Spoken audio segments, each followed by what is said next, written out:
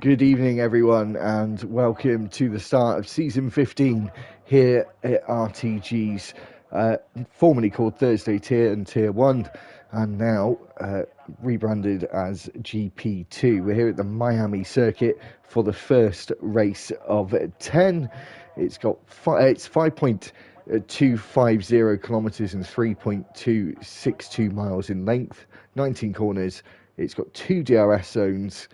It was first established here in 2022, and we've now had 2 races and soon to be 3 a little later on this year. We're going to be using the C4 softs, C3 mediums, and C2 hard tyres.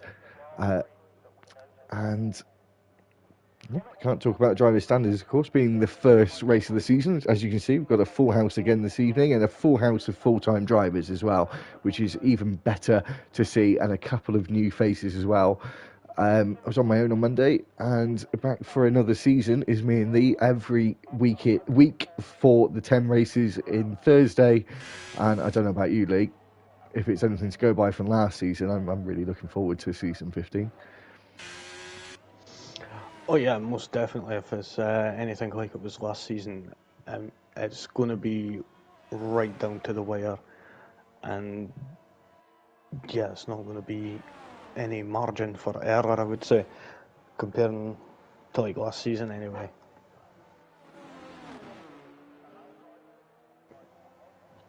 But yeah, happy to be here. Unfortunately, did miss Monday. Yeah, we were supposed to do it together. I don't know if we'll. I'm going to check if we can still do another 2 together, apart from Monday. But yeah, Monday was really good. So hopefully this will be the same.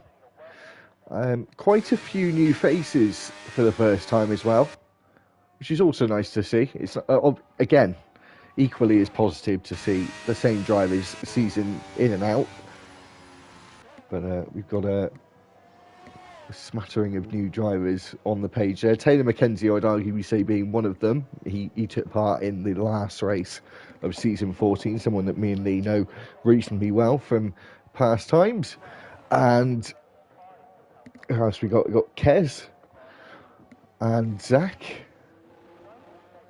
And I think that's it. There's 3 of them, isn't it? Oh, and Dario. Dario.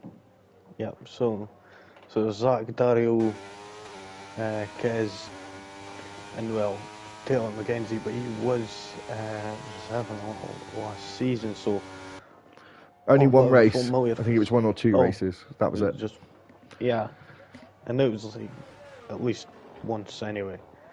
But yeah, it's good to see him back in the driver's seat. Got Kez right now on a lap, and he's just coming up to the underpass of the freeway.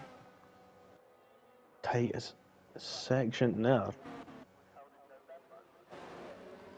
Always got to be careful of the curbs, have you? You definitely have.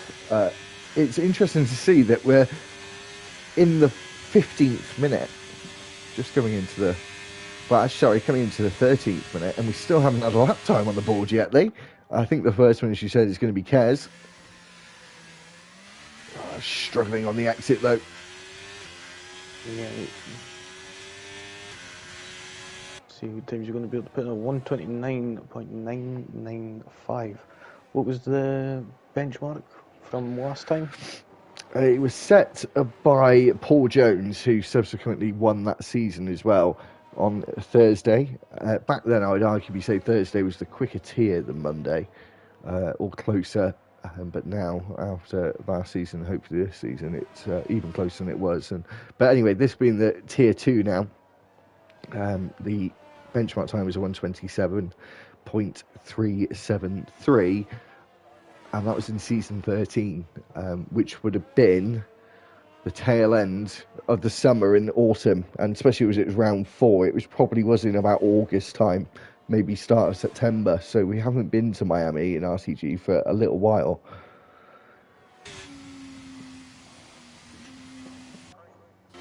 Sorry, just yeah.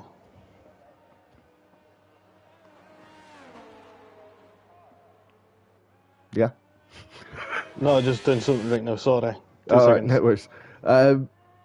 We'll get the tyres up because we have more drivers now setting laps on soft tyres, on intermediate tyres. So again, it's nice and easy to talk about the teammates tonight, the full-time driver teammates, because they're all here, and quite a few taking part in the Intermediate Championship. And that was the thing, Lee, when we talked about the stats, what we hadn't put in. So we're going to have to put that in, because we don't have to do any stats today. But for next week, we'll put that column in as well, because we've said a couple of times that we would keep a stat of it, and I'll make sure in Q1 to have the tyres up, so we know who wins that Intermediate Championship. I think they should make it an extra point. Yeah, possibly a little extra point each race. But I knew there was something. I knew there was something that was missing. Do you remember when I said, Yeah. Is there anything else? That was it. It's like when you go to the shops and you're like that, thinking to yourself, there's something I forgot. And you always don't get the thing that you went in. You went to get a lot of other stuff that you don't even need. Yeah, and then that does happen. As soon as you take your shoes off, it usually is. You're like, I think as well, Lee, we should put to the admins a rule about Intermediate Championship that it should be done before the 10-minute mark. But the lap time has to be on the board before the 10 minutes, because everyone usually obviously goes onto a set of softs, and it's easier for us then to take the stat. True. Because then we know just to go to 10 minutes, because when me and Lee do stats, which we'll be starting next week, of course, after these two races, we obviously take it from the end of either Q1, 2 or 3, which is what we're doing tonight, which we will see for all 10 races this time. So that's a couple of columns I can take out of inside and outside top 10 now, actually. Actually, no, I'll keep them in. Taylor McKenzie going fastest there on the medium tyre as well. I don't know if you got the tyres up on your screen, Lee, because Lee does see different things than I can. Yep, I've got it up. I've seen the top 3 actually are on mediums. Yeah. And I definitely think the prof has Chuckle's round. Chuckle's got a broken front wing. And that is the risk you take in the Intermediate Championship. That's why I arguably say you should get a point for it. Yep, I would say that. Add an extra little bit of spice, and we'll see how many people would compete in the optional championship that does ensue that everyone likes to. Or some people like to take part in a little.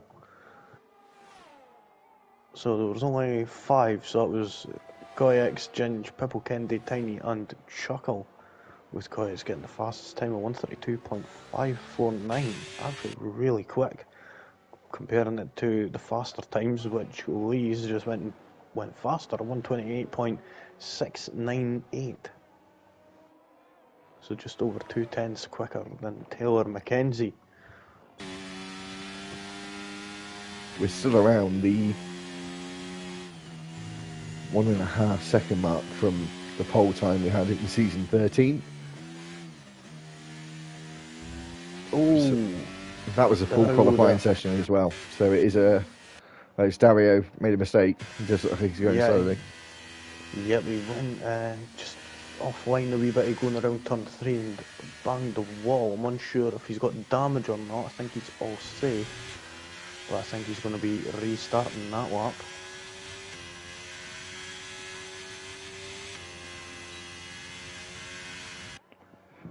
GT Ord's on our lap. Yeah, we've both got it. 6 and 7. That's one of the drivers that are yet to set a lap. There's 6 of them that haven't yet. And I'd arguably say that 5 of them need to go again anyway, so they've done the intermediates, but nice number to see, 5 of them giving that a go. And it's not something we made up either. The drivers kind of... It's probably 2 seasons ago that this has now become... I feel like drivers might be doing it now for a bit of superstition as well. I mean, as well, if you haven't just wanted to go out really and just have a wee bit of fun, then why not? You know, think who's up next? I think Dario's just about to restart another lap. I think it's Chuck. Yeah, coming Chuck to the and section of 14, 15 and 16. it's Chuck, and then it's going to be Looney Man after that, and then someone has just put a lap time on the board. So it's GTO. It said he was on an outlap. Yeah, that was weird.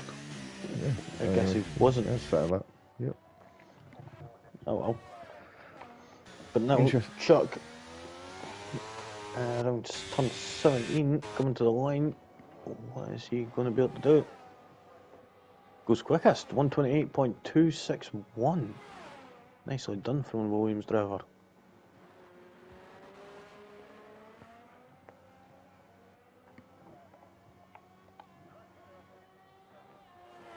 Looney Man also to the line, 7th, 129.545 for him. Got the Red Bulls, Alpine and Alfa Romeos doing quite well. Maybe the Williams up there together. Top 8 is secured by them 4 teams.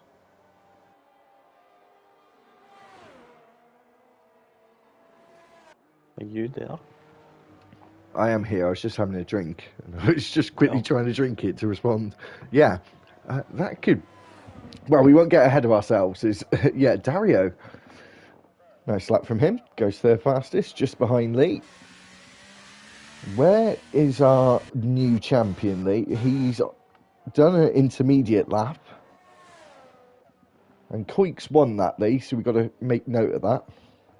And literally, when I say make note of it, I might actually just write it down now quickly. So just bear with me.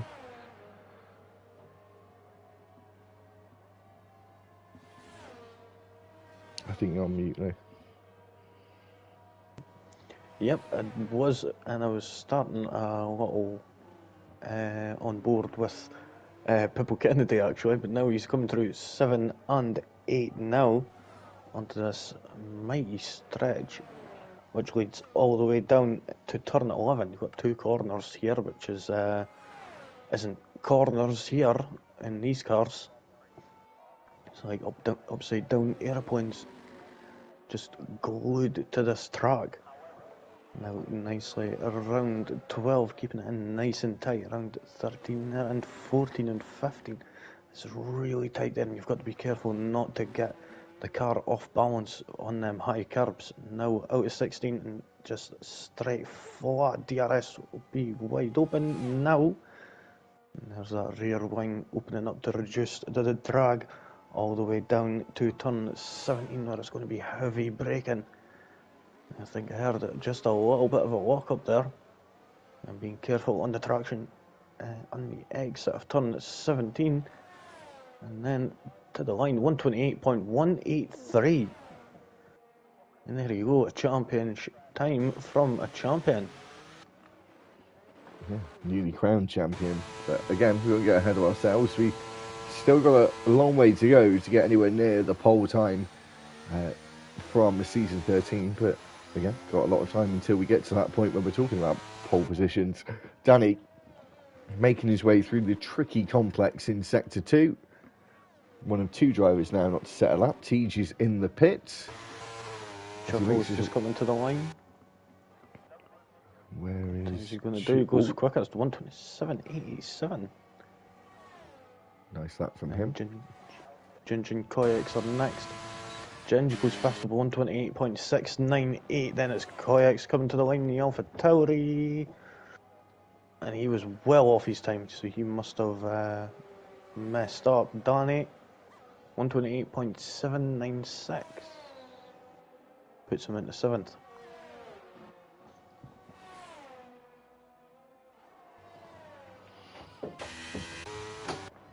Who else has just set a time there? Felt like there was another name that jumped out the board. How long have you got left on the clock, Lee? You keep seeing yellows all the time. 3 minutes. Okay. And counting. A lot of drivers still out on track early, aren't they? Yeah, they certainly are. Of course, we've got Tiny, who's on melt lap. Yeah, He's still yet to set a representative time. as both him and Koyex, their quickest laps are both on the intermediates. So we need to get a lap in now. That's the other tricky situation, of course, with tyres, with using the intermediate tyres. Because if you don't get your next lap in, it's all down to the one lap then at the end, which we're getting with Koix as he now starts another attempt. And I say he's starting another attempt, he's probably got enough fuel. Oh, there we go, 127.985, goes second. That's him safe then. One and done was perfect for him then. Yeah, TG's back in the pits. TG's never left the pits, has he? No. He hasn't, I don't think. And he's got to get out. Oh, somebody just moved up there. Not coming out at all. Maybe he doesn't want to qualify for whatever reason. Tiny on a lap at the moment. We're looking at this bottom 5.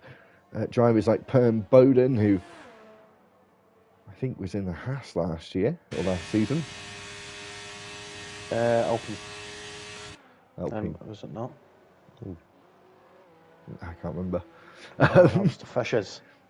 Yeah, man, they don't seem to have returned either. As Perm Bowden comes to the line, he goes 12th fastest, and he's 1.2, almost 1.3 seconds behind the fastest time in Q1. Super Striker just invalidated his time. He outbraked himself going into turn 14 and had to cut 15, unfortunately. So he's going to have to do a lap with half a battery by the looks of things. Because he's just coming around turn 17 now, so he's going to be able to get a chance to get another lap in. And Perm Bowden is retired. Oh, Super Striker into the pits. That's it for him. Oh, and GT Ord has retired as well. That's it for him. Teachman, he's out as well. So it's only Looney Man and Kez. He's about to come to the line. He's just going to see the checker flag, I think, Lee. And maybe just beat it. As he comes around the final 2 corners of the lap. Ooh. And he does improve, but not enough. And he's going to be out in Q1. He would technically have enough to do another lap, but he hasn't got the battery to be able to do that. So Looney Man is the last one who can get himself out of Q1 and out of the bottom, into Q2 and out of the bottom 5. Yep, and he's up on his time, 4/10. So he is travelling quite a bit quicker now as he's just a way to come around the turn, the section of 14 and 15 now. We'll see what he's going to be like as he's coming through sector 2. He's 6/10 up on his time now. Is he going to make it any more? By the looks of it, Perm Bowden will be eliminated if it carries on like this, but then again, like we've seen with Max Verstappen in Saudi, it could all go wrong right at the last moment. Well, it looks like it's going all smooth for the Alfa Romeo right there, and now he goes to the line. Oh, and he just makes it in 14th place.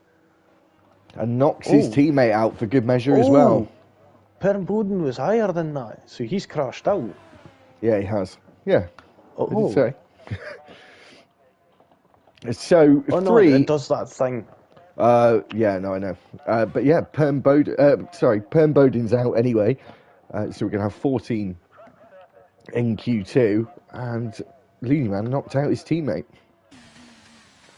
Ooh, so there's going to be a little bit of backstage drama there between in the Alfa Romeo garage later on.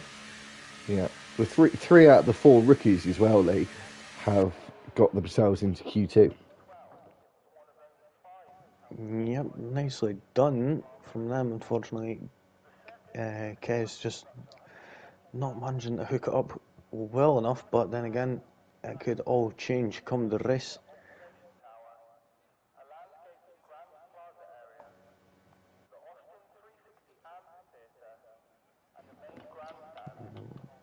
Cool, just getting...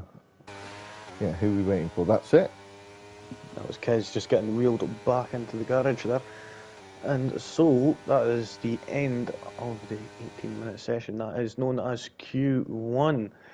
And there was Chuckle getting the fastest lap there, a 127.887. Just beating out Koyaks there. Of course, Koyaks was quickest on the intermediates.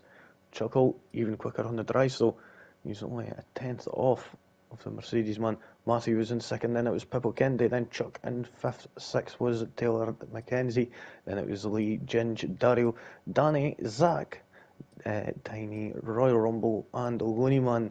They will all be moving on to Q2. Perm Bowden would be moving on to Q2 also, but unfortunately he has not got a car that is drivable, so he will not be able to perform. And Prof, Super Striker, Kez, GTR and Tegeman will be starting in the respective places of 16th, 17th, 18th, 19th and 20th.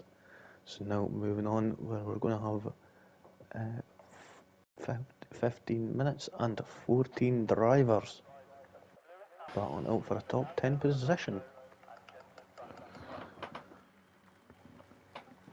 So, who's going to be the first out? We've still got clear skies. I think we still have set weather, don't we? I think the only thing, again, which I stipulated in Monday, so I'll say it again, is we don't have any sprint races for a season 15. It's just the old-fashioned qualifying and then race format. So we're going to have 10 full qualifying sessions. I did say that earlier. I just remembered. But anyway, that's the way it goes. Taylor Mackenzie, the first one out of the garage in the BWT Alpine.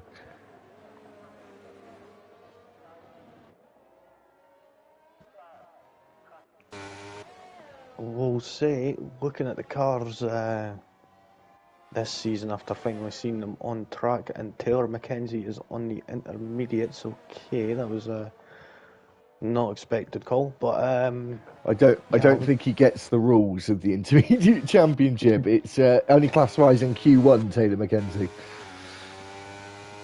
Yeah, it was but unfortunate there. He's trying to have another go at it, but it's not going to work this time around.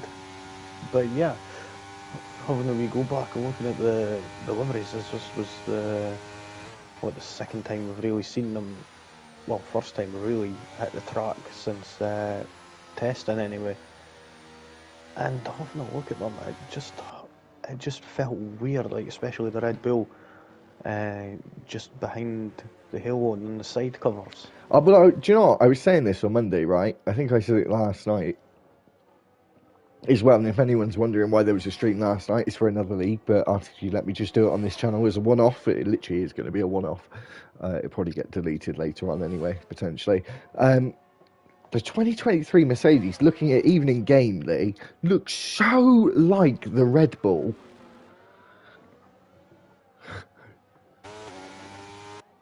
Right, I'm just looking at Danny on track at the moment. If you look at it compared to this year's Red Bull, it's like 90% the same.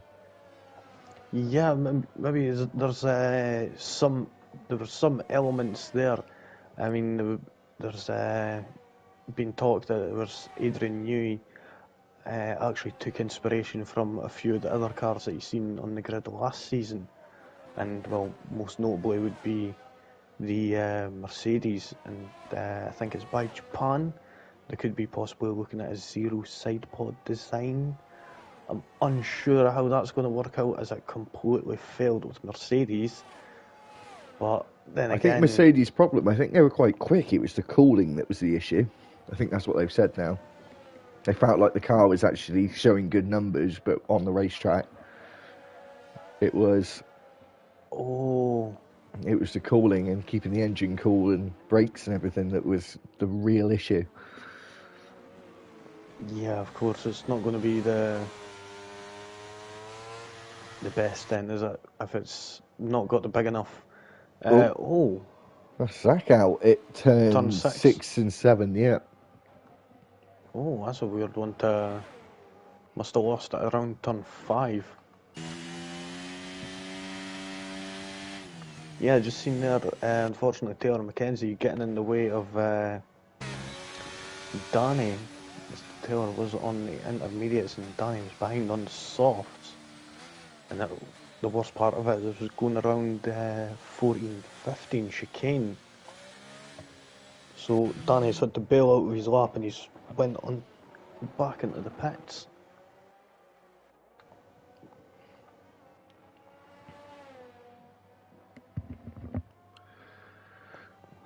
Yeah, unlucky for Zach. He was watching the race on Monday as well. Said he was super excited for Thursday, and now going to have a bit of a wait. Starting 14th on the grid. Let's look how he goes past this. Yeah, but at least he'll be able to have a little bit of time to rest up before the action does truly start. So it's not too bad in that sort of aspect. I mean, how many laps is it here? Was it 26 laps? It is 29 laps. 29. So there's plenty of laps there to be able to pull it back and have a look.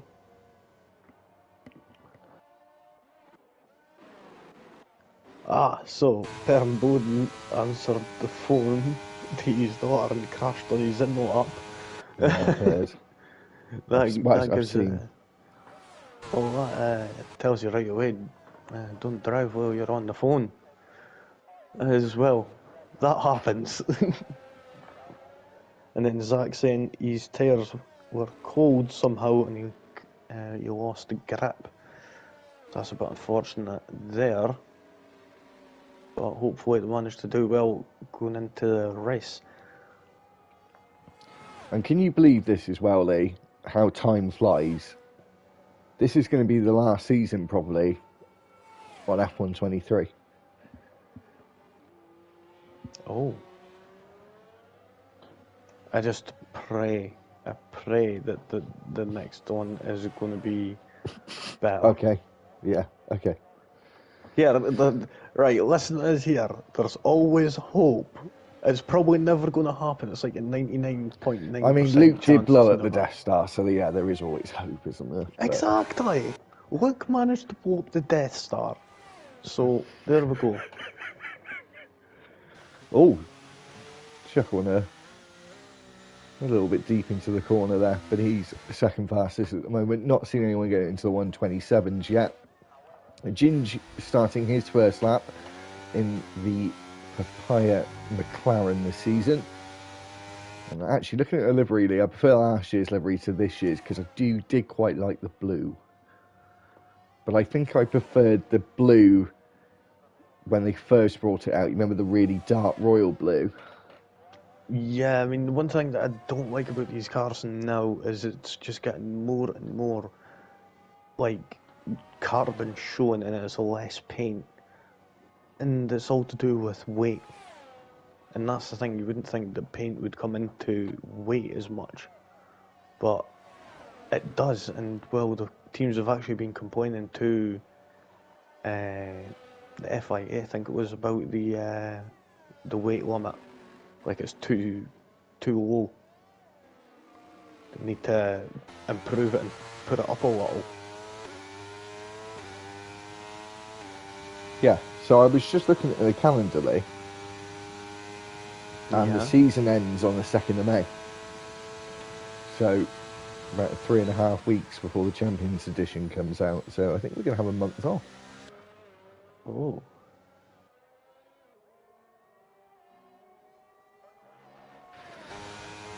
As you said, hopefully it will be better. As you said, Luke did blow at the desk twice. Twice, not just once, twice. Twice. Exactly. Lazy writing. Danny making his way into the final corner here. Apologies, I haven't had the lap delta up. As he goes second fastest, very good from the Mercedes duo. 26 hundredths of a second. Yep, really close between them two, and it's 46 thousandths of a second between second and fourth. Yeah, I have a feeling GP2 might be quite quick and quite close. Yep, I do think that myself. Tiny backed out of his lap there. He must have messed up a little. So now he's going again. He's getting right to the left hand side there, almost scraping the wall there as he was going into turn 1. Using up as much of that track as he possibly could. Now into turn 4 and 5. These corners do come up quite thick and fast. And into the sort of double left-hander of 6 and 7. And there's 8 there, 9. Where is it? Is it 9 here? Yeah. It seems like he backed off a little there. Not sure what happened there, but now down into 11. Oh, just missed that apex just a little. Keep it in as tight as you can as you're going around 12. And you've got this treacherous 14 and 15 there. Around 16, making sure not to make contact with that wall on the right hand side. And then it's flat out all the way down the straight with the DRS wide open. Down to turn 17, there's going to be heavy braking. Oh, no, did he brake just that little light, slipping and sliding on the exit. Oh, and he decides to box. Felt like he was on for a pretty good time there.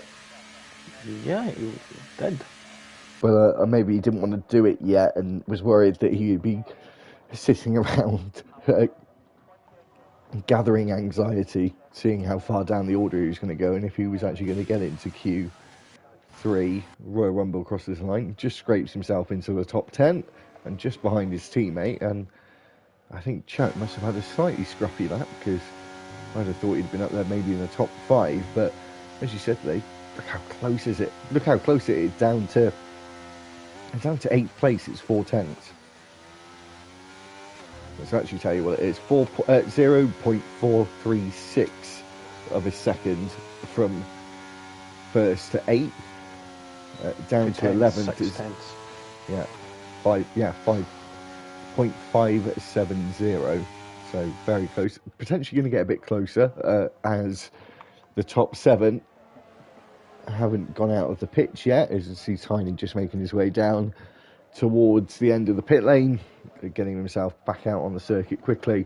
But we should see 7 cars coming out in pretty much in orderly because it's getting to that point now. I think one of them has just decided to leave the pits as well. No, sorry, that was Dario, who's outside the top 10 at the moment. Yeah, but we'll keep a wee eye on in the pit lane and see when we're going to see any movement from these mechanics. And there we go, looks like there's one down Alpine. That's Taylor McKenzie, he's came out. We'll see, we've got 2 minutes 50 on the clock. These guys are going to have to start getting out. I think, is that the Williams coming out? Is that Williams going in? That's Chuck just coming into the pits, I think.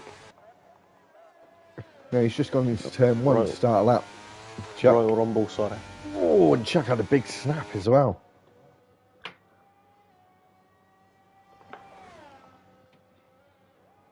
And Chuck, definitely, I know this. So his brother is taking his seat, actually. He's moved from Mercedes to Williams this season. And Chuck will move in from the Alfa Romeo and partnering Prof, who stayed in the Alfa Romeo for another season. And Chuck is now partnering Danny. Season 15. I think it's a nice mix of teammates, actually, in terms of pace. What caught your eye, Lee? Sorry. No, I'm just surprised that Royal Rumble hasn't made any move as of yet. He's sitting 10th. And I don't think he's going to be coming out. So he is risking it now. Chuck is 2/10 up on his lap. We haven't seen the top 3 come out, though. The top 3 are not coming out, and I think with a grid this close, with times as close as they are, that's still a risk. I think it's still a slight risk, just to, you know. Yeah, no, there you go. There's Chuck, straight up to third.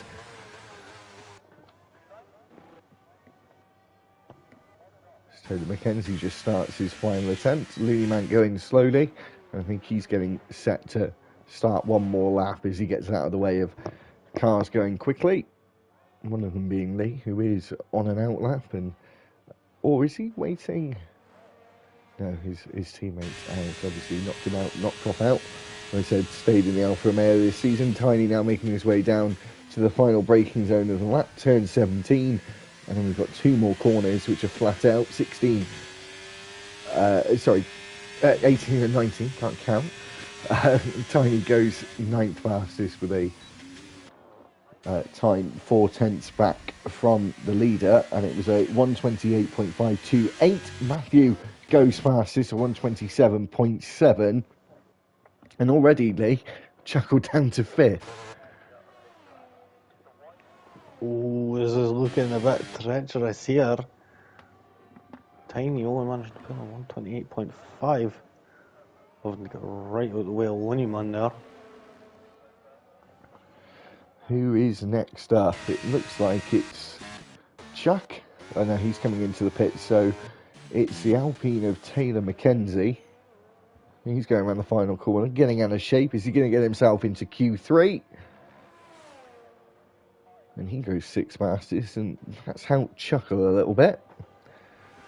Who's up next? It looks like it's Ginge, but he's going slowly, so he's not going to improve. He must have made a big mistake here as Lee goes past and is going faster here. He's 3/10 up on his previous time. And that would put him in the second row. And 3rd or 4th. Is that going to be the case? No, goes 2nd fastest. And then moves Chuckle down to 6th.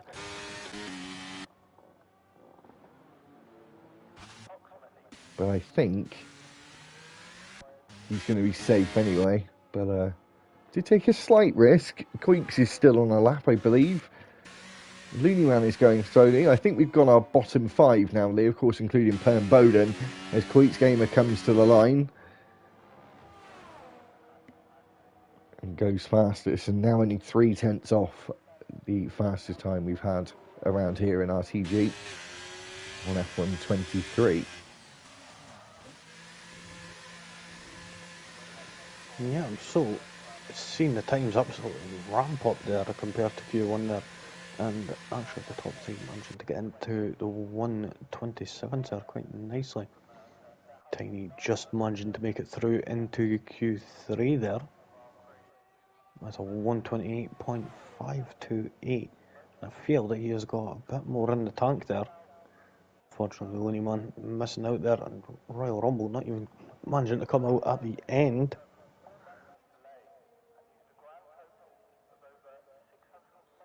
So now that is the end of Q2 now.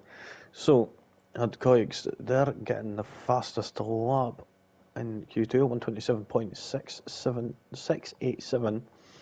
And Matthew there in 2nd. Then it was Lee in the Red Bull, Pippo Kennedy in 4th in the Aston Martin Mercedes of Danny in 5th. Then it was Chuck in 6th, Chuckle in 7th, Taylor Mackenzie in 8th, 9th was Ginge, and Tiny was 10th. Looneyman will be starting 11th, 12th will be Royal Rumble, Dario in 13th, and Zach will be starting 14th. And then Perm Bowden will just be behind that. Unfortunately, not managing to make it through. So yeah, moving on to Q3, where the top 10 will battle it out over 12 minutes for that pole position, and the closest spot to turn 1, and also fast pole position point. Yeah, I was going to say that extra point. Yeah, it was just, it was there, but just sliding in to save you there, Lee. Yeah, but it was like it was on the tip of my tongue, like. Just there. So, only Taylor McKenzie of the new drivers able to get through into Q3 as we see a Red Bull mechanic and a Ferrari mechanic coming out onto the slow lane to let Tiny and Lee out, as they're the only two of they're the only ones of their respective teams that have got through to Q3. We've got the two McLarens, the two Mercedes drivers into Q3 as well, and that's it. And then we've got a lot of drivers who are, there's 6 of them that are representing their team on their own in Q3, and everyone getting out, or half the top 10 getting out very quickly.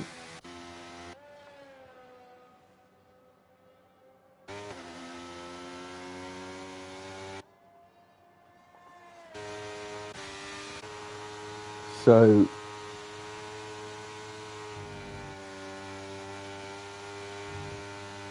who is the first driver going to be? I wonder if Lee's met. Taylor McKenzie, 5-place grid penalty for causing a collision there. Lee, are you back? Yeah, just I missed that there. I didn't see it. It obviously just came up on the screen. Yeah, just remember that, guys. A few drivers are going to be gifted a place thanks to the incident that involved Tiny and Taylor McKenzie. I'm not sure if either of them have got damage. Obviously, not sure what happened between the two of them as Lee starts the first lap of Q3 for any driver, and we'll see how he shapes up in his Red Bull. Taylor McKenzie ended up with front wing damage, so I'm suspecting he ended up going into the back of the Ferrari Tiny there on the way down to turn 11.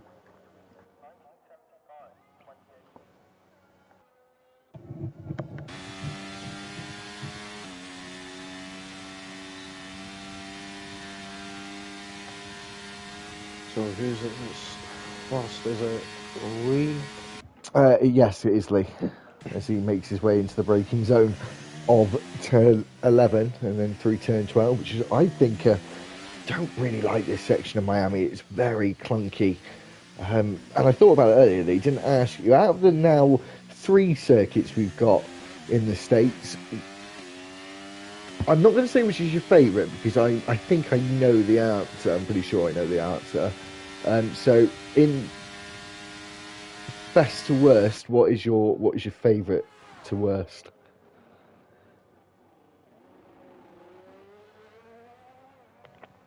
I think your favourite. I know I'm going to say it then. You get something. All right. Well, tell me at the end of the qualifying before the race, as Lee sets the benchmark time. There's a decent first lap actually at 28.012. Who's up next? It's a McLaren of Ginge, and he goes even faster, gets into the 127s, 27.997 for him. And we're just waiting for Tiny to cross the line. 128.9, so he must have made some kind of error there. The champ making his way to the line now himself, a 127.9 for him as well. So very, very close between those two. Matthew, someone who was getting poles last season, 27.6 for him. He's on provisional pole at the start of season 15. And I think it's Chuckle up next. Goes on to provisional pole himself, only a 10th behind the pole lap from season 13. Quick's Gamers up next, Lee. Yep, let's see how he's going to do as he's rounding at turn 17. Of just on board with Chuck there as he was rounding turn 14 and 15. He absolutely nailed it spot on. But there's Koyak's going just marginally quicker than Chuckle there. And Chuck goes 5th fastest, a 27.9 for him as well. 3 drivers in the 127.9s.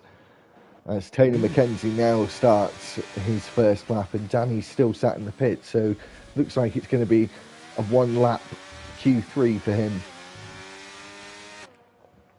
Well, if he doesn't end up coming out, that is 1 driver in each qualifying session that hasn't come out.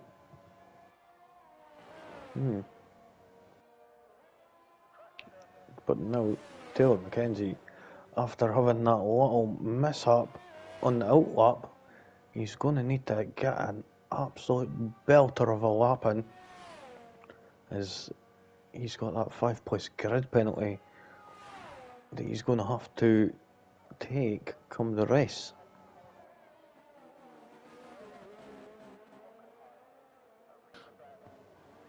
There's a round that end of sector 2 clunky section, as I like to call it, into turns 13, 14, 15, and now out of 16 before we get this long straight where it opens up like the Red Sea. Is it the Red Sea? Is that right? Yeah. Yeah. It really does, doesn't it? Feels very claustrophobic at the start. Just as we get to DRS, it really likes to open up, and as you can see, the Miami NFL Stadium there, the Miami Dolphins, who have won 2 Super Bowls, as we're into, of course, the rarest day we can ever have this day once every 4 years. So some people are getting their birthdays for once, and of course, being at this circuit next to that huge stadium. I think it's bigger than it is. It's only about 40,000 seater stadium. Yeah, last day of February, of course, February being Super Bowl month. So, but yeah, 2 titles back to back for the Miami Dolphins, and they were unbeaten as well in '73 season. Me and Lee found that out a little while ago. But to be unbeaten in any sport, Max Verstappen almost did it last season in Formula One. And can't think of many occasions that's ever happened. Arsenal, the Invincibles, of course, did it in 03-04, but it's very rare that an athlete or any kind of team will be able to go and beat it. And Taylor Mackenzie almost looks like he's being beaten by the circuit here. He was getting so out of shape at 13, 14, 15 and 16.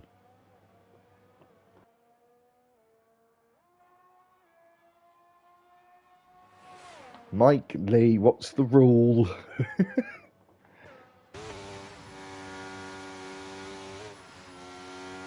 Lee? Sorry, I ended up getting an important phone call there, unfortunately. I'll forgive you for that, but what's the rule? Yeah, Danny now setting a lap and got the track all to himself. He's rented the track out for himself for a couple of minutes. Yeah, well, it's going to be good to get that clean air, of course. But, well, the thing is, if he does mess up this lap, he does have time to be able to get into the pits and get refueled.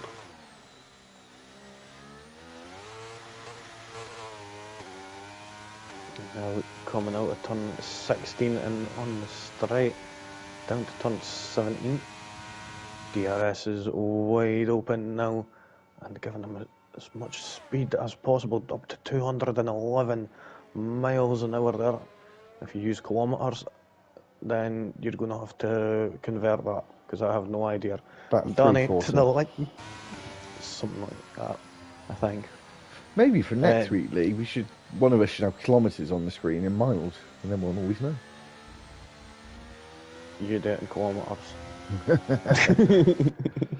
Yeah, Danny going 9th fastest and on row 5, and I think that's going to be the only lap he'll be able to put in. Doesn't have enough fuel and doesn't look like he's in any sort of trying to charge the battery mode at all.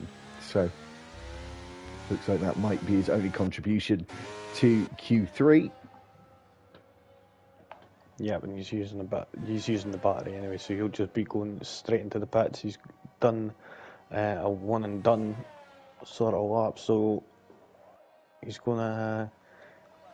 If Tiny gets past him, then he's still going to be starting 9th, as Taylor Mackenzie does still have that penalty. So he's either going to be starting 8th or 9th, depending on what Tiny decides. But who is it that's up first? Going around turn 12, it's Chuck, who's going to be the first one to out of the 9 anyway, to set the first lap. Well, the first of the final laps, that is.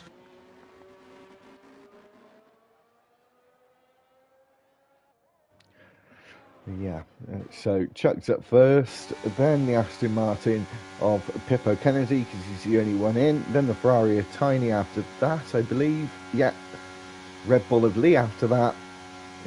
We've then got an Alpine of Taylor Mackenzie after that. I think we've got this league because there's only 2 teammates in one of the Mercedes of two teams, if that makes any sense. So it's going to be easier to work out. Can Chuck work out a good lap here and get himself maybe onto the front row or pole position? He's got just under 3 miles to go around this circuit as he goes past Hard Rock Stadium on the right hand side and then into the swooping right left S section past the Fate Marina there on the left hand side, and then flat out through turn 9 and 10, and we're just thinking about braking at turn 11.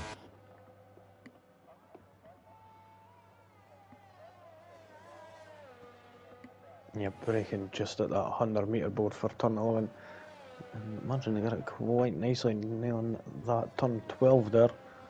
Taking as much curb as possible at turn 14, as you want to try and get the perfect line for going around 15 and to get lined up properly for turn 16. But now he's on his way down to turn 17. I've said it before, I'll say it again, it's hard braking. They're braking just a little after the 150 metre board, and now on again, his right foot down to the line, goes first with a 1:27.350. That's good, all change. Is quicker than the last time we were here. Here comes Pippo Kennedy. He's only going to be starting 5th at best. Tiny crosses the line. He's still in 8th place. Here comes Lee to the line. He's 6th. And the Alpine of Taylor Mackenzie, he goes 8th fastest. And he did have Ginge right behind him. The Merc of Chuckle crosses the line. He stays 3rd fastest. Is Matthew going to be able to get on pole? No, gets onto the front row though. 1:27.4 for him. Queeks Gamer making his way around the final corner. He's going slowly. Chuck is going to take the first point of season 15 and the first pole position as well.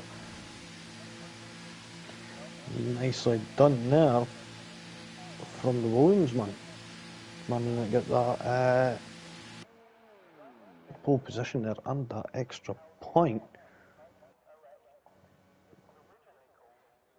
So now we're just waiting for the AlphaTauri to get wheeled back into the garage, and then we'll be able to call the fin on the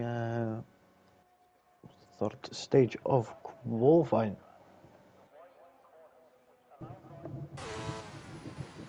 And there we go, the end of qualifying, the 3rd and final is over, and pole position has now been determined. And that pole position and extra point will be going to Williams, and it's Chuck who gets that. Matthew in 2nd, just right closer, just a 20th of a second really there, and Koyak's just a 10th behind that in 3rd. 4th was Chuckle, 5th was Pippo Kennedy, Ginge was 6th, Lee was 7th. Taylor Mackenzie in 8th, but he has got a 5-second time penalty. Same with Tiny in 9th, and then there's Danny in 10th. So Danny will be starting in 8th place, and the Alpine and Ferrari of Taylor Mackenzie and Tiny will be getting moved down to 13th and 14th, I do believe.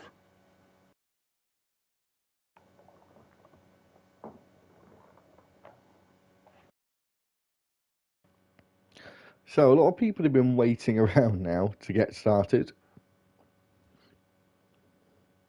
Of course, no formation lap. And Lee, we've got to be prepared for this to start quickly. We've got to give a bit of leeway, I think. And it might start a bit quickly. So we'll quickly look at the tyres. I've We got won't that. know if Oh, yeah, mediums. One driver on the softs at the moment, one on the hard tyre. We've got quite a short run down towards turn one here, and it's a very tight corner as well. It doesn't necessarily bottleneck, but it's a very, very tight corner. Yeah, only one now not on the medium tyre, and that is, sorry, I skipped off and didn't check who it was. It's Kez on the soft tyre, and we'll see. oh, he's on mediums for me.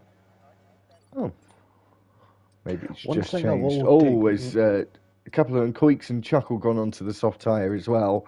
A couple of others, Kez, soft tyre, Super Striker on the softs as well, so some of them opting to make a change. Two seconds. I just realised something. How is Taylor McKenzie up above?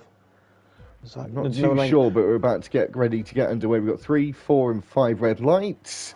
Got Chuck on pole, and we're away for the start of season 15 in GP2. Is Matthew almost getting alongside him now? I don't think Chuck got the best of starts. He stays in the lead though. Is Queeks Gamer and Chuckle fighting for third place through the S section. I think they make slight contact there as we go through turn 4 and on our way up towards turn 3 and through 10, 4 and 5 now as we go through the S section. We might see some moves happen here as Dario gets himself up into 10th place and Royal Rumble and Taylor McKenzie are fighting tooth and nail at the moment for that 11th place as Danny and Lee jostling for 7th place. They actually come together, both of them are out. Wow. Spiritual safety car deployed. And that's 3 out. Kez is out as well. Oh, jeez. And that was just the slightest. That was just the slightest of touches there from Danny and Lee. Unfortunately, it was the rear right of Danny that at the front left of Lee's Red Bull. And that's what caused the little slip there. That's a bit disappointing, but we'll have a was dramatic, wasn't it? Yeah, we can go. We can both go back and have a look actually, whilst we wait and sort of analyse what happened there.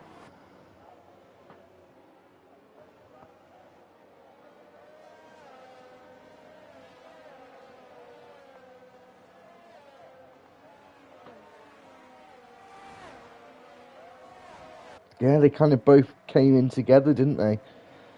Sort of pincered themselves together, and then Kez got caught up in it. Yep, so going around turn 6 and 7, Lee ends up running out that little bit wide, and that allows Danny through on the inside. And then they end up going side by side as they're going down into turn 9. And it looked like Danny just swooped over. That was on Danny, I would have to say there. He just swooped across and Lee had no room to go. And if you look just after the incident, Kez seems, I think, tries to avoid it and hits the wall. If you just watch in the distance after the crash.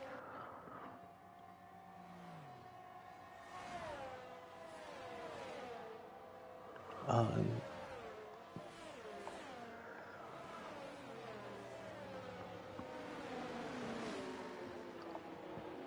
not sure what happened to Kez actually. That was very strange.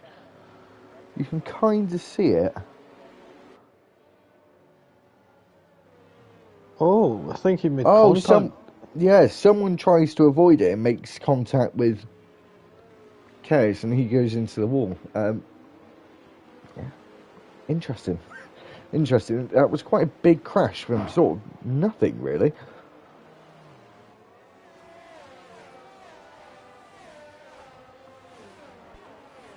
Yeah, so a bit unfortunate on the guys' parts, and they won't be able to continue on in this race. So, but now we're down to 17, and these 17 drivers will all still be thirsty for them points. Chuck right now managing to keep that lead though. If we quick look at the position changes, Chuckle is up 2 positions already. Tiny up 4 from 14th, and then we've got GTR and Teachman up 6, Super Striker up 5 places, and we're seeing Prof in the pits now, getting the front wing change, so he's going to be at the back of the grid again at the restart.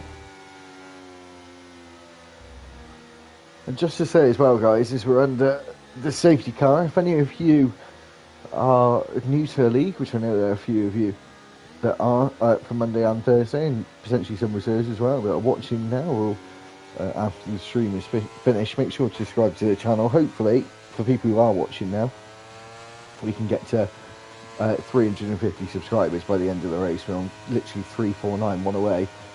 So hopefully someone will press the subscribe button before the end of the live stream. I'll just double check before we finish. I'll double check now actually, I haven't checked about 20 minutes or so.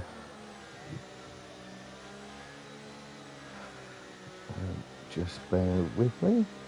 No, it looks like it's still... Oh no!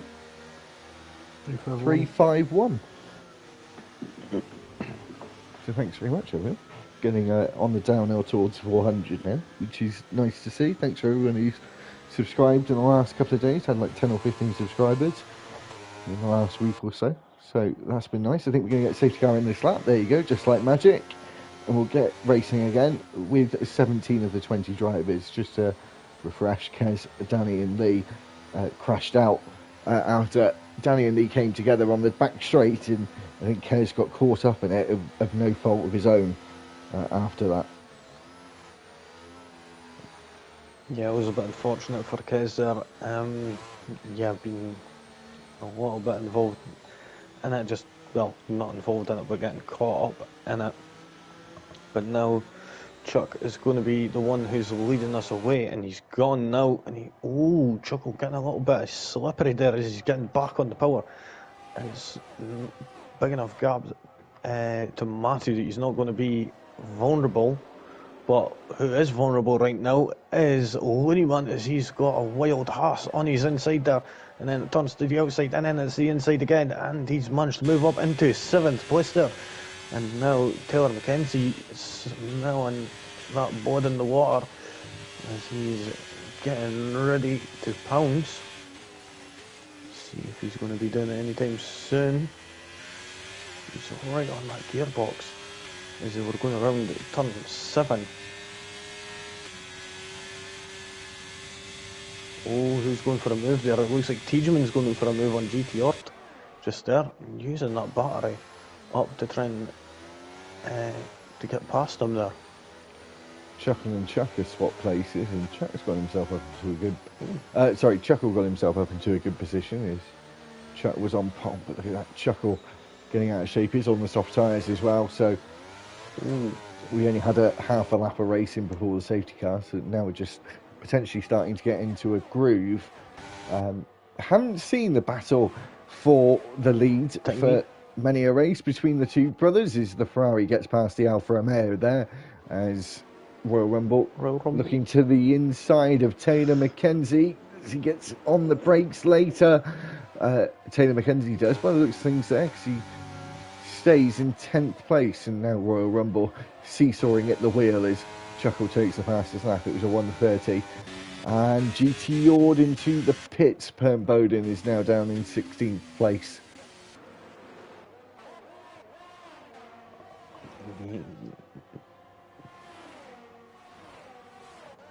Oh, Super Striker and Royal Rumble swapping places there. Super Striker managing to get past there on the ramp to turn 4 there. Nicely done there.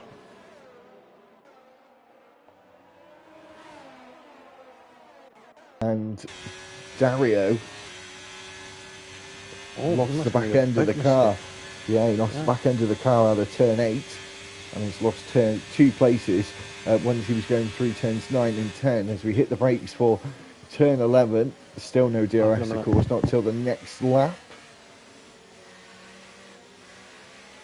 You see them just making their way around, and apologies, my TV just decided to turn off on its own. Very strange. Just give me a second before we wait for it to turn back on.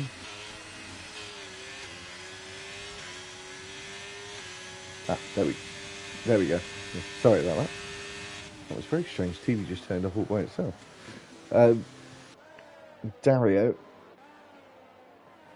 getting very close. Royal Rumble and Super Striker here battling for 11th. He's been able to get closer after Royal Rumble made that mistake at the very corner they were fighting at. As we got a yellow flag, a virtual safety car deployed. I'm not sure who that's for. I think it might have been GT Ords.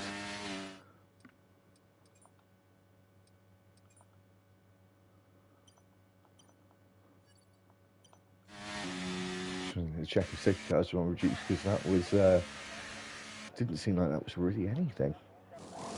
As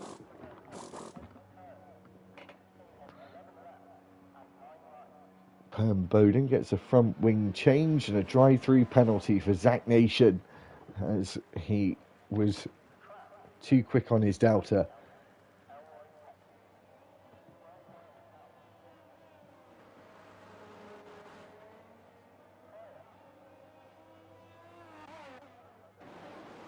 As Dario and Looney Man side by side here through a difficult, tricky section of 12, 13 and 14. Now we're into 15 and 16. Is Dario going to be looking in his mirrors here as we go down the back straight towards the final braking zone, as we've got DRS open for the first time today. Down the back straight. Are we going to see Looney Man go for it here? We are going to see the Welshman go for it here. To the inside he goes and tries to push him out as much as he can, as we see them appear around the left-hander here. Looney Man is ahead and Royal Rumble now alongside Dario as they go down towards turn 1 as we go on to lap 7. The Williams making it up on Dario. He's now going to make it up on Looney Man as well, is he? Yes, he is. But for how long? As Looney Man tries to come back at him again.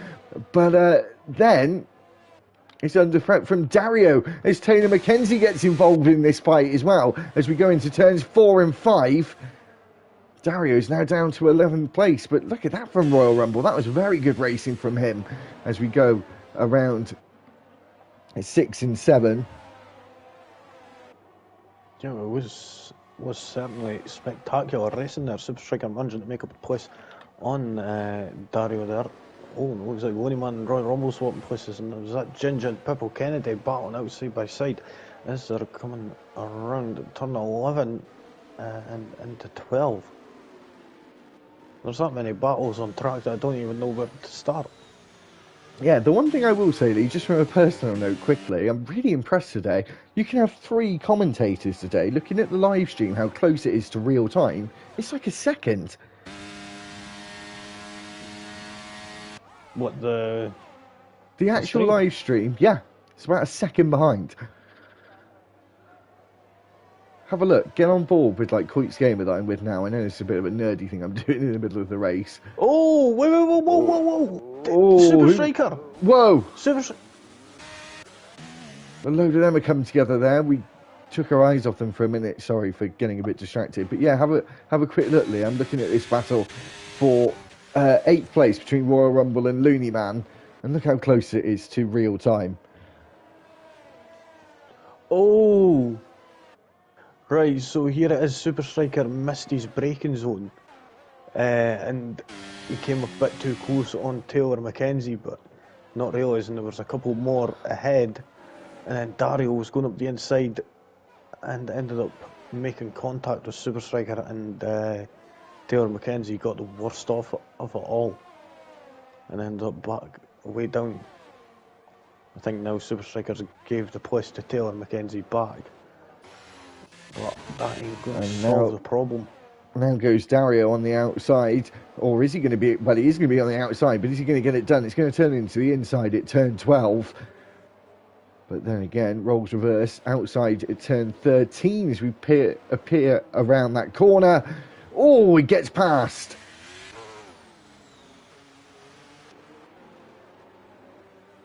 But Tej, who's going to get the DRS here? Where's the line? I think Tej will have it. He does. And it's going to be no competition really, but he is trying to break the toe from Dario, who's put on quite a show already, Lee, in the first third of the race, in his first third of the race.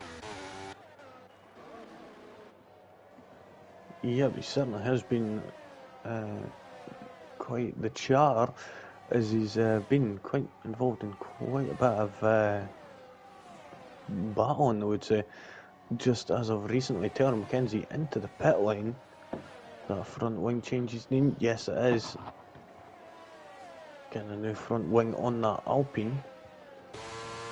Unfortunately, both Royal Rumble and Looney Man. Looney Man's around here. Obviously, we've got Ghost in RTG, so no worries about them having an accident with them. As Zach, after serving that drive-through, is in 14th at the moment. It's going to make up a bit of time. It's Queens Gamer and Chuckle that we saw in Season 14 do this in the back half of the season. They're starting, potentially as they mean to go on, fighting as hard as nails against each other.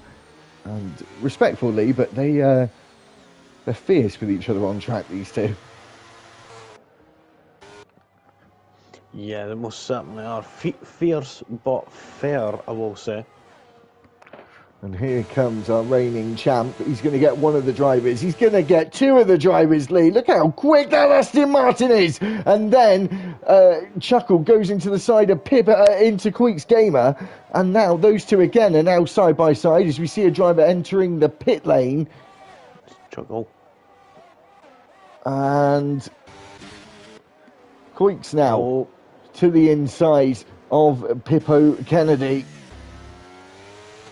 And he's passed. Where's Chuckle going to come out here? I do have the stats on the softs. It says in the last 14 laps. He's come off them a little bit earlier than that. It's quite early, actually, especially as we had the safety car for a couple of laps. And he comes out in 11th, 3.5 seconds back from Prof in 10th.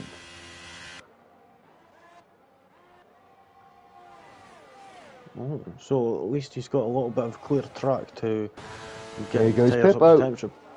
Oh.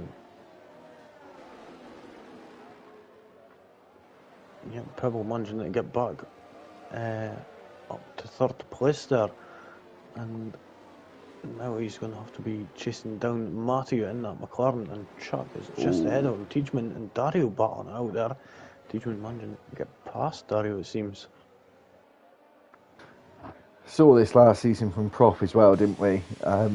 Struggling in qualifying, but then when we get to, you know, the main event, the real reason why we're here, he always does really rather well, actually. Is Ginge and Queeks Gamer, and Queeks is having a busy evening.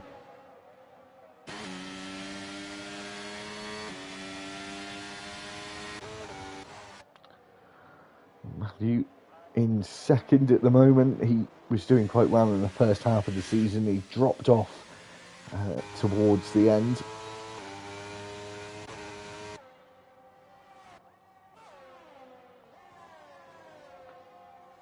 This is one thing about Pippo as well, Lee.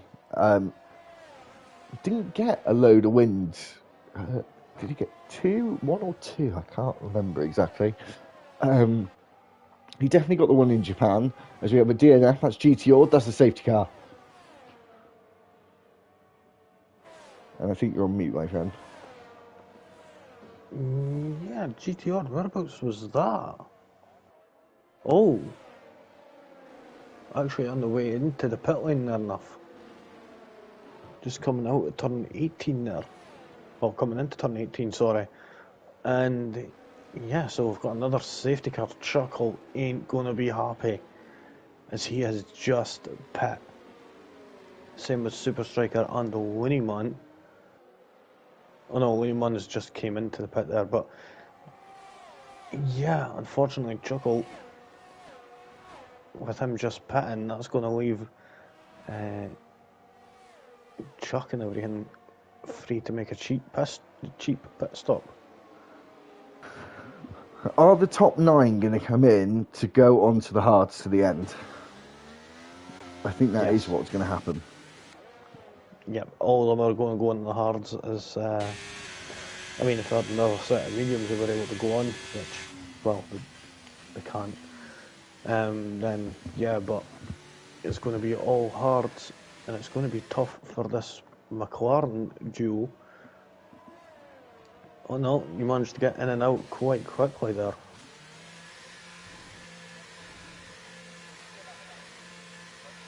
Let's see, where is Chuckle going to end up? Fourth. Just behind Pipple Kennedy there. Oh, and Zach's retired in the pits, I think.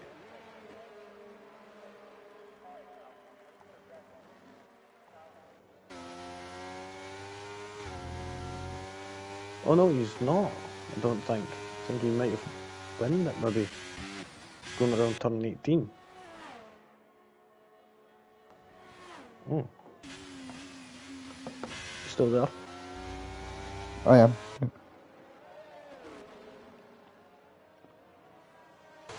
Yeah, strange one, but yeah, you're right. Chuckle did get himself to fourth. Not too bad, considering he could probably go to the end, actually.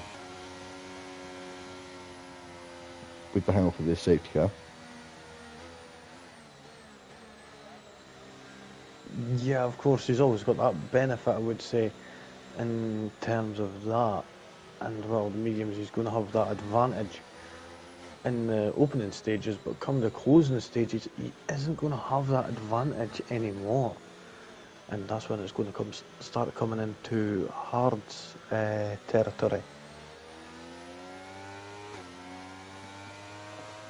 Yeah. If he wants to win this race, he's got to get on with it. But we know that's so much easier said than done, especially in a league like RTG, where so many drivers are so close, and you know, if they're not within DRS range, it's only 1 or 2 seconds between sort of gaps of cars who are together in a train, DRS train. There's only usually 1, 2, maybe 3 seconds between them, so it's so difficult to actually break away, really, because unless you're at the front pack, you then end up in another pack and you start the same process again. That is kind of one of the drawbacks of DRS as well.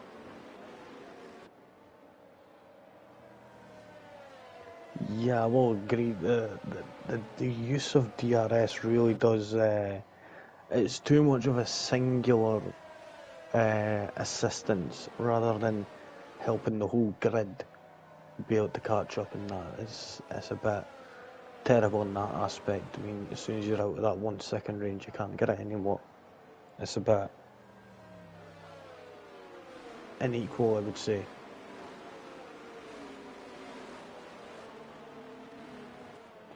Well, it seems like DRS is staying around as well, because they were saying they were going to get rid of it, didn't they?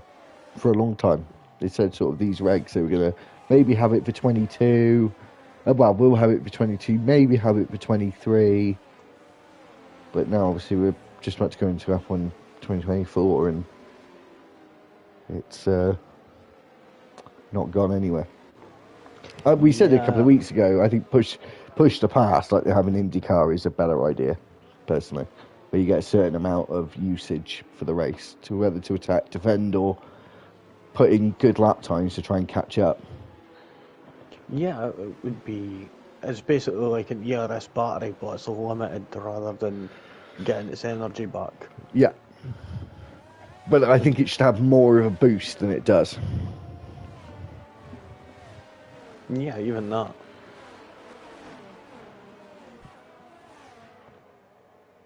That would be actually quite a good idea, I would say. As much as I usually hate the IndyCar, to be honest. I quite like IndyCar, personally. You're just an F1 snob. Chuck is about to go around the final braking zone, really the true final corner, and I think he's got us back racing again as we go on to lap 14.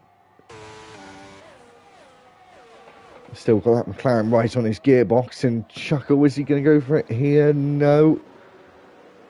Is anyone going to go for it into turn 1? I don't believe so.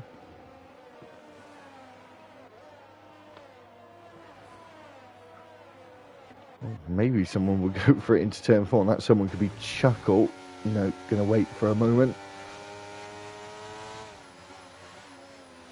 I definitely think these two could be championship contenders this season.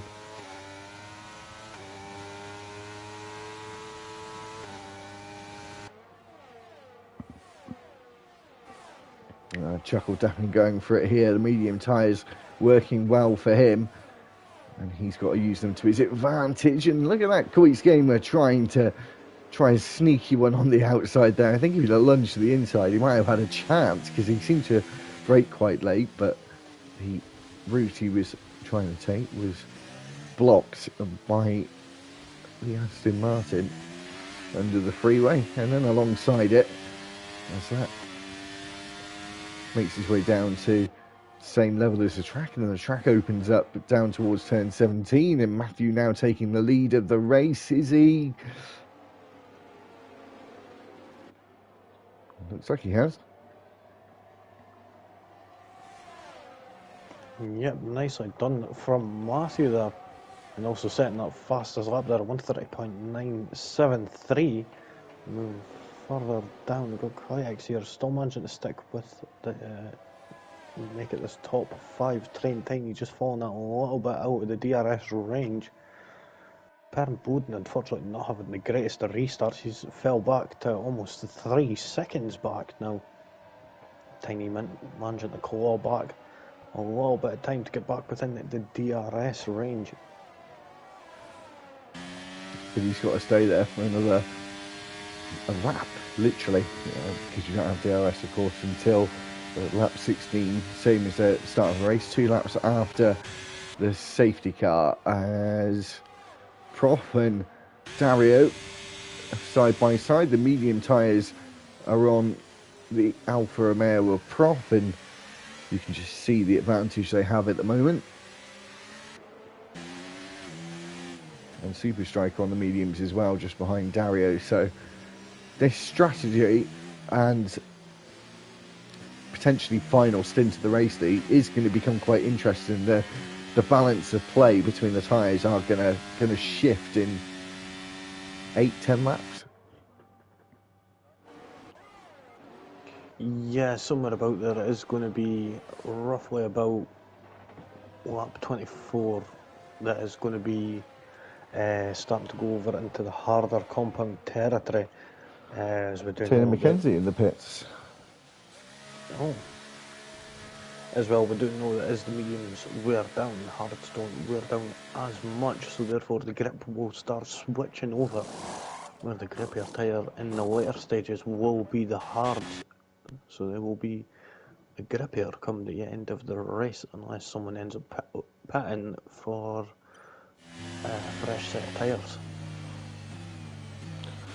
So what's Taylor McKenzie gone on to then? Must have gone on to the medium tyre. Apologies, my controller died. Just for literally a second, I was straight on it anyway. But apologies just for that split 2 or 3 seconds where you couldn't hear me or Lee. Ginge, very, very close. Got DRS enabled now. And seeing that being used between Super Striker, Dario, Super Striker trying the long way round, then gets blocked off. Nice defending from Dario, actually. He's been a bit of a standout so far as we go through the right and left under the freeway around turn 16, and foot flat to the floor now for around a kilometre. Just under 3/4 of a mile as Ginge looks like he's getting past here. We're on board with Super Striker as he goes to the left-hand side. Oh, braked very, very late, but I think Dario unsighted him there, maybe moved slightly, but Dario got the up and under on him and got back into 10th place. Is Super Striker going to go for it into turn 1? Surely he is. He isn't going to give this up lightly.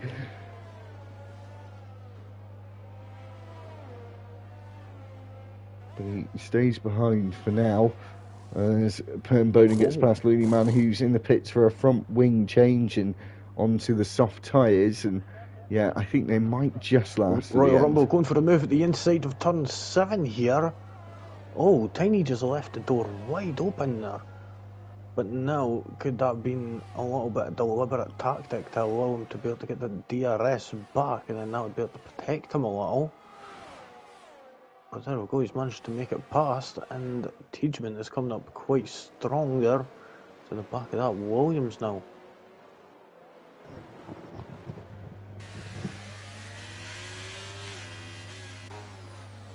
Oh, Chuckle actually fell out of that 1 second gap.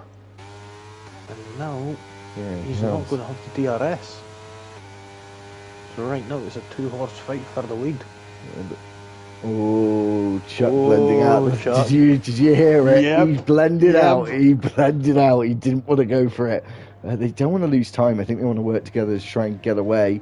It's definitely about thinking smart with this as well. And sometimes you want your rival to be your friend for a few laps. Like in Singapore last year. Yeah. Having Sainz and Norris. Royal Rumble here. Getting past Tiny. Broke late, but made it work. Teachman now trying to sneak a little move on the Ferrari, and he gets past.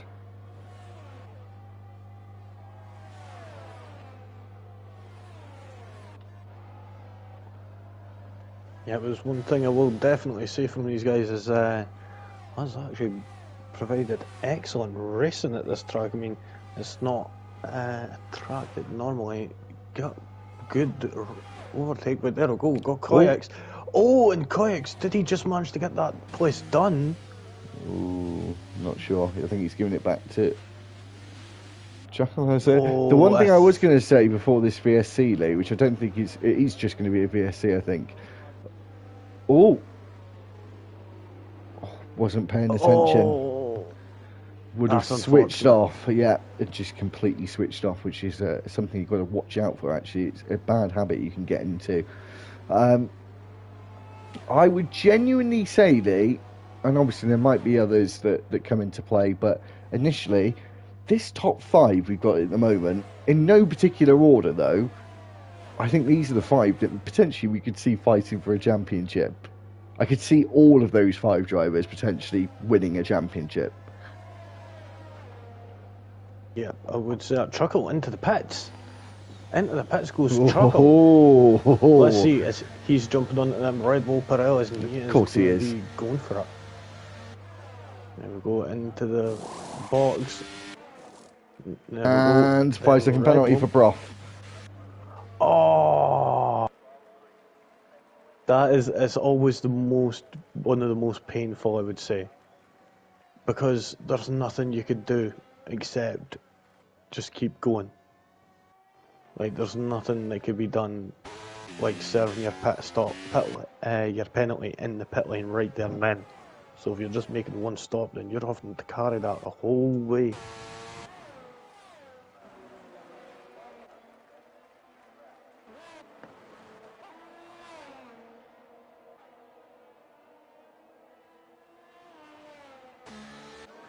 Super Striker getting right close to the back of Dario there, and now managing to move up into that 8th place, going into turn 11, moving up into the inside and actually making full use of them medium tyres while he still can. He ain't going to have best grip much longer when they start to slip and the hearts start to come into play. And well, right now, it looks like the DRS is coming into play, as Dario now manages to get it back past Super Striker with the aid of the DRS going down into turn 17.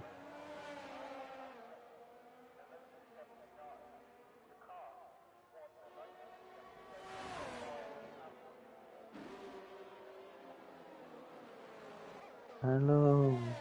Oh, sorry, I broke the rule. Is there anyone in there? I broke the rule. I was just saying that Dario has impressed me this evening, actually. Yeah. Really enjoying watching him, actually. You do get that some evenings where you actually do just enjoy watching these guys race, because even though obviously it is on a game, it can be, there is skill involved. It's not. I'd say most of these guys are definitely above average, and Chuck again blending out of that throttle, but he's not got much battery, so Maybe he's trying to now save as Tiedemann gets past Royal Rumble there.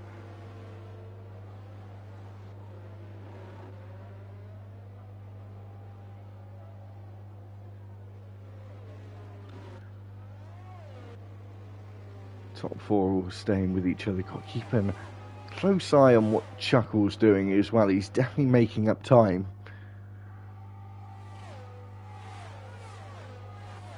Oh, and there's a switch for the lead. There's a switch for the lead. Are we going to see the up and under, the switcheroo from Matthew, though? Not in that corner we aren't.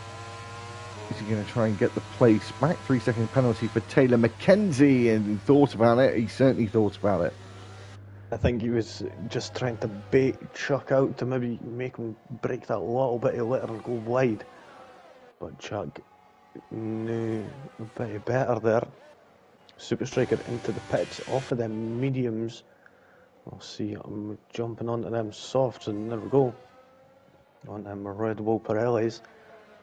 So now it's a game of catch up to the hard runners.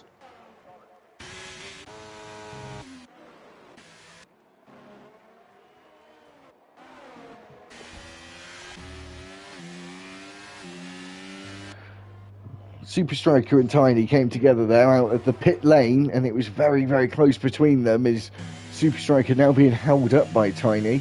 That was so close from being a big, big accident there. Royal Rumble getting past Tiny. Tiedemann, these two switch places last few laps at that corner.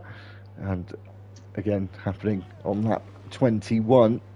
And they're going side by side, almost into turn 16.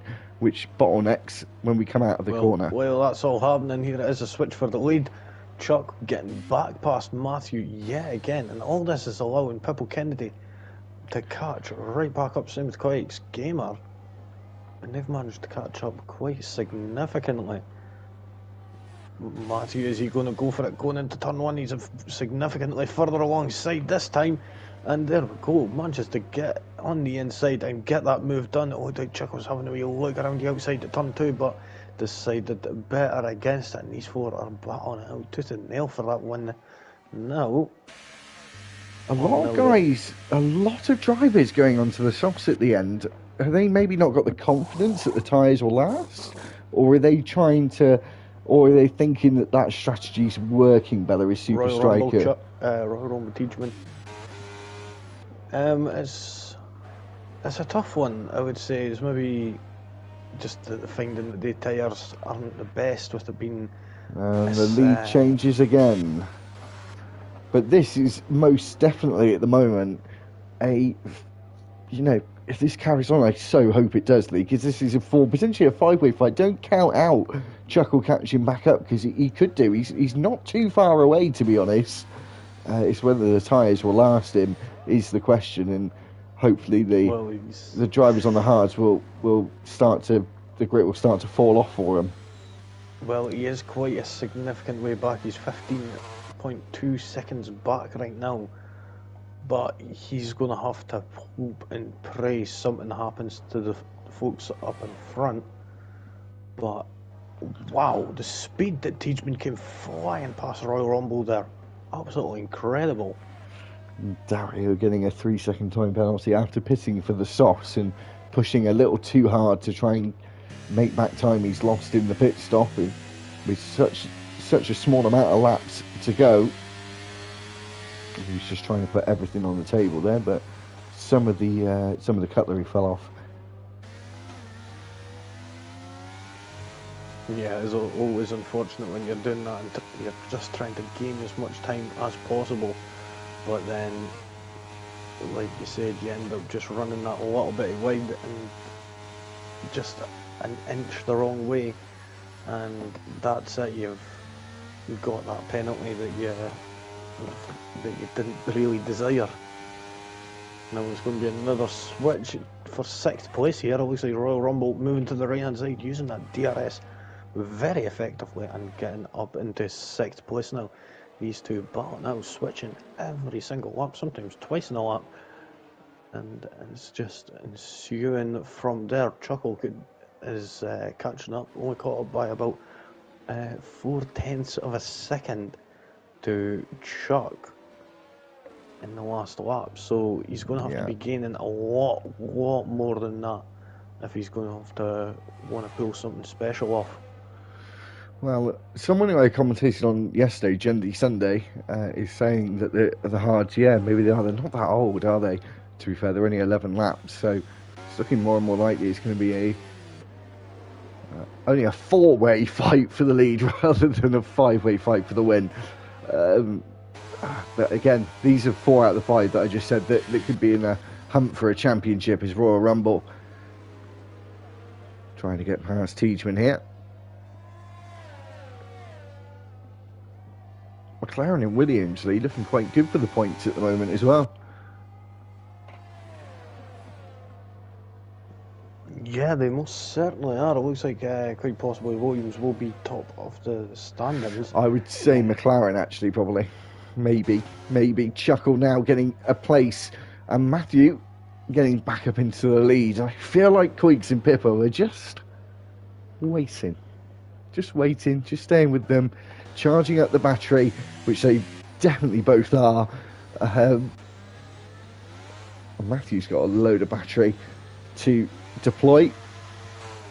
Yeah, but I would say that'd be the most intelligent thing, is just sit back cautiously, don't battle, save the tyres, save the battery, and just keep within that DRS and be able to use that instead of your battery to keep up. And if you do that, then you'll have the battery to defend or attack in the closing stages of the race.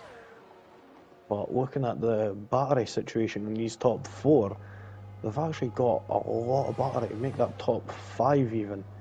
We see Chuckle, he's up in the 6th now, and he's going to have to still make up a big gap. He could maybe even get a 5th here, but that is going to be a big if really. But he's got Royal Rumble still on his tail, and he's got a bit of battery, so this could provide a little bit of nasty work here for Chuckle, and a little bit of a spanner in the works.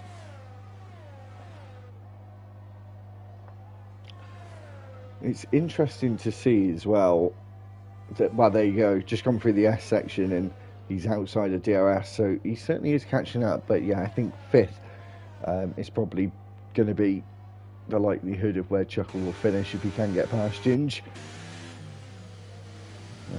But I think at this point they do try and like to be fair.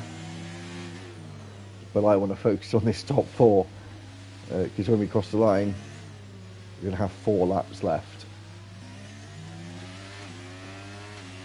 Yeah, we ain't got much left in terms of the racing department. About roughly 13 mile, if calculations are correct, left as soon as we cross this line.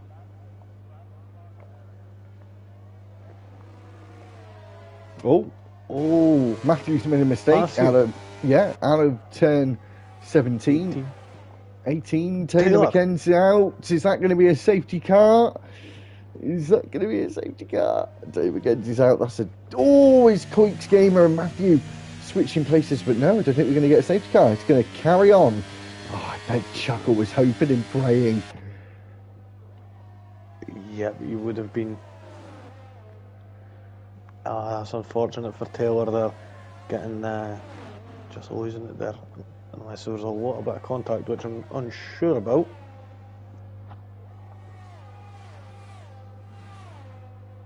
Queeks has dropped back a little bit here.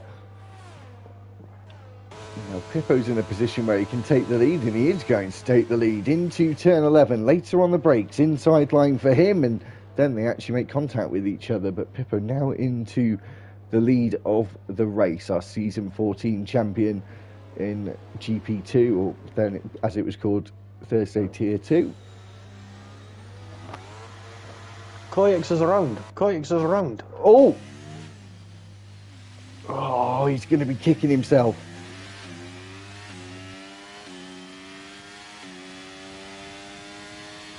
Yep, he clouted the wall with his left rear tyre going into turn 14.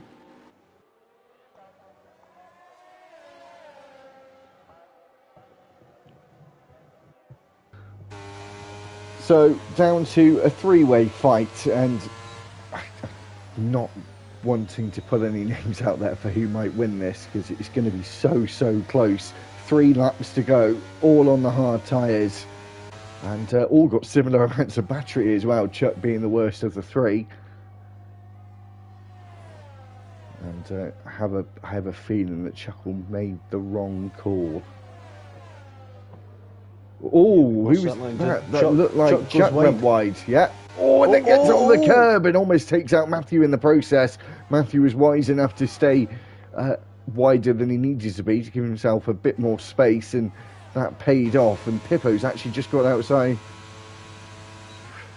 Pippo's just got outside of DRS, and Matthew getting back into it again. Yeah, just Kennedy actually walking up there. Just remember, guys, anyone who's watching who are watching from WWR, who being lead commentator on a Saturday, or if you're watching it from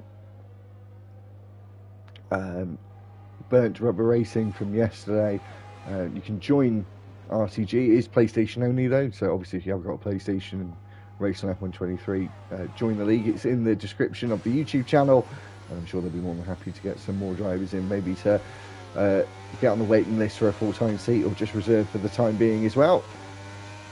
As we go on to the penultimate lap, Lee, who is going to win this race out of these 3? Well, I'm thankful that this time it's not going to be Bert that's winning this race. It's just going to be these 3 who are battling it out. Matthew managing to get back within a second of Pippo Kennedy and that Aston Martin just ahead. Could we see a transition for the lead in the closing moments here? Of course, Pippo Kennedy's got a bit more battery than the rest of them. And I was thinking there that he didn't have the DRS, but he did manage to get it. It was Matthew. But now he's got Chuck bearing down on him, and it looked like he was having to be peeked down the inside, but decided against it. He was a bit too far back. Yeah, and our Chuck and Matthew going to get caught up in their own little battle. I'm sure that's what Pippo Kennedy's hoping whilst he looks in his mirrors. But no, I think we're going to get on to the final lap in a minute. Matthew knows he needs to gain back some time now. This is the straight where it is going to become important. He needs to be right on the gearbox of the Aston Martin going on to the final lap, which is what he's trying to do. I think we're in for a very exciting about 1 minute and 40 seconds until we find out who wins this race. Is we're going to do one more 5.25 kilometre or 3.26 miles before we finish the race, and we'll see who is winning. Keep an eye on Chuckle as well, maybe getting that 5th place as well, because he's getting closer. Maybe he won't get close enough, but the only DRS battle on track is the one for the lead. And is Pippo Kennedy going to start his season off with a win to try and maintain his crown? He's actually getting away using the battery, as Jundy Sunday said in the comment. It is going to come down to how much energy you have left. Is Chuckle got the energy to go for it into turn 11? Not just yet, but they're all quite low now.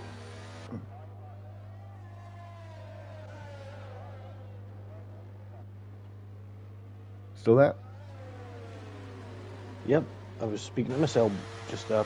Pippo Kennedy has made a slight mistake. Maybe not mistake, but just wasn't as consistent. Here comes Matthew. Down the back straight we go towards the final braking zone of the race, as Pippo Kennedy tries to weave from left to right to break the toe as we go around the final corner. I think it's done. The season 14 champion wins the first race in season 15. Matthew comes home in second, and Chuck is going to finish on the bottom step of the podium. And that was an absolutely exciting finish to a race, a second between the top 3. Like, that was insane, that race right at the end. They 3 battling it out like crazy. One thing to note though is Tiedemann, who was up 12 places from the back of the grid up to 8th, so absolutely great drive from him. As we go further down, Looneyman not having the best of races, but he does manage to go up. Looneyman moving up to 11th as well. He'll be taking Prof, who had a 5-second time penalty for speeding in the pit lane. I think it was when the VSC was out. Dario is going to finish his first race in 13th. Will pick up some points, as we have points all the way down to 20th. And now we're going to wait for Pert Bowden, who's going to be the last points finisher of the evening. Driver of the day, Lee, you say about Tiedemann.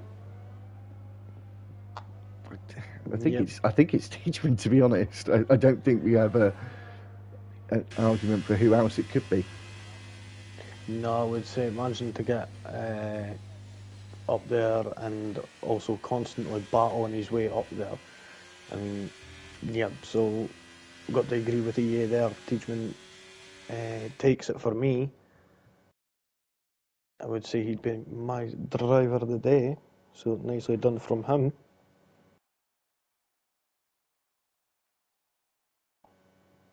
But now, there we go, just seen 3 who were within a second of each other, well, within 8/10 of each other actually, up on the podium. Pippo Kennedy, Matthew and Chuck, they're managing to do great racing there between them coming in. And this went down to 1.1 second, that's weird. But yeah, so Pippo Kennedy managing to get that win from 5th place, nicely done from him. Matthew in 2nd, 3rd was Chuck, then it was Colex Gamer, in 4th Ginge was 5th, 6th was Chuckle. His strategy at the end not really paying off for him. Royal Rumble was in 7th, Tiedemann in 8th, our driver of the day, coming up from 20th, absolutely smashing drive from him. Same for Super Striker, coming up 8 places from 17th, Tiny up from 14th, nicely done from him as well. Looneyman in 11th, 12th was Prof, unfortunately getting that penalty at the end, lost that position. Our newcomer Dario in 13th, and Pern Bowden was in 14th. And Taylor Mackenzie, unfortunately, not managing to make it to the end, but still, I think, does he get classified? No, he doesn't. Neither does Zach, GT RTGs, Danny, or Lee, who unfortunately did not finish this race. So, thanks for everyone who watched along. Hope you all enjoyed the first race of GP2 season. Me and Lee will be back again next Thursday together. That will be in Japan. The next time that we'll be live streaming on the channel will be on Monday. That will be in Baku with me. You'll be having me on Monday all the way to round 4 until Lee takes over for the second half of the season.